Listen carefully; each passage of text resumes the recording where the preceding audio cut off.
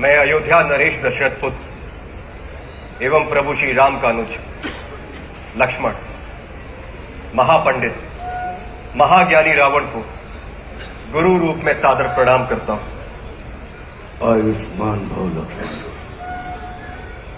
कहो, अपने जीवन की इस अंतिम लीला में मैं तुम्हारे किस हित की पूर्ति कर सकता हूं?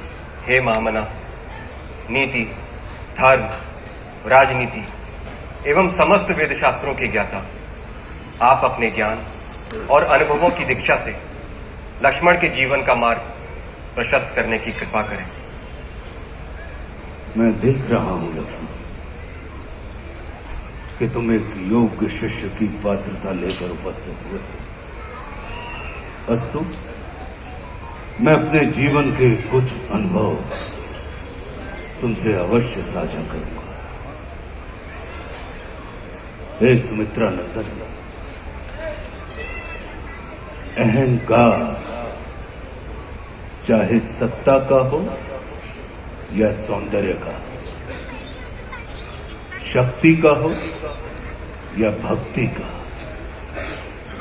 धन का हो या धर्म का, वो बड़े से बड़े विश्व विजेता को नष्ट कर देता है। इसका प्रत्यक्ष उदाहरण ये त्रिलोक विजेता, विद्या विशारद, महापंडित रावण है। अहंकार में तीनों गए, कुल, गौरव और वंश। ना मानो तो देख लो इस रावण का अंत। लक्ष्मण, रावण को अपने ज्ञान का अहंकार था और तुम्हारे भाई राम को अहंकार का ज्ञान था। लक्ष्मण, जीवन में सफल होने के लिए शत्रु दृष्टि और मित्र दृष्टि का भेद आना अनिवार्य है। मित्रता भले ही अपने समतुल्य या अपने से निम्न स्तर के व्यक्ति के साथ कर लेना, किंतु शत्रुता सदैव अपने से योग्य व्यक्ति के साथ ही ठानना, क्योंकि ये जगत हमारे व्यक्तित्व का आकलन हमारे मित्रों को देखकर नहीं, हमारे शत्रुओं को देखकर लगाता है। जितना बड़ा और गरिमापूर्ण हमारा शत्रु होता है, उतने ही बड़े और गरिमापूर्ण की ख्याति को हम प्राप्त होते हैं। देखो ना, इस जगत ने जो कुछ राम से जुड़कर प्राप्त नहीं किया, उसे रावण ने राम से लड़कर प्राप्त कर लिया। लक्ष्मण, वे हमारे शत्रु ही होते हैं जो हमारे अंदर सुप्त पड़ी हुई ऊर्जा को जागृत करने का कार्य करते हैं। हमारा शत्रु ही होता है जो हमें असुरक्षा से निकालकर सुरक्षा में जाने की प्रेरणा देता है। वो हमारा शत्रु ही होता है जो हमें अपने सीमित वृत्त से निकालकर अपने वृत्त को असीमित करने की प्रेरणा देता है। इसलिए शत्रु तिरस्कार का नहीं, नमस्कार का पात्र होता है। कभी अपने शत्रु को नमस्कार करके देखना, वो तुम्हारा परिष्कार कर देगा। लक्ष्मण,